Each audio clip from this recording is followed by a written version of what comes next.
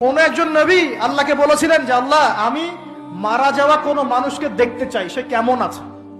এটা শুনেন ভালো করে হাদিসটা, মারা যাওয়া কোনো মানুষকে আমি দেখতে চাই, সে কেমন আছে। আল্লাহ পাক সেই নবীর আরজি কবুল করলেন, বললেন আচ্ছা ঠিক আছে দেখাচ্ছি। কবরের সামনে গিয়ে দাঁড়ালেন। 1000 বা 2000 বছর আগের কোন ব্যক্তি যে মারা গেছে তাকে কবর থেকে জিন্দা করা হয়। নবী দেখছেন এবং সে ভয় থরথর করে কাঁপছে। নবীজি আমাদের নবী নন, অন্য কোন নবী তিনি।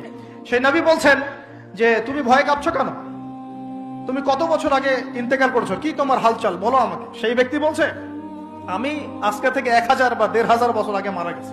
আমি ভয়ে কাঁপছি, যখন আমি মারা যাচ্ছিলাম মালাকুল মউত যে আকৃতি নিয়ে আমার সামনে এসেছিল, ওই আকৃতি আমি এখনো ভুলতে পারি না, তাই দেখে আমি থরথর করে যাচ্ছি। তিনি বলছেন যে আমি 1500 বছর হয়ে গেছে আমার মউতের, কিন্তু আমার দেহ থেকে এখন পর্যন্ত রূহ কবজ করার যে কষ্ট, এই কষ্ট এখনো যায় নাই।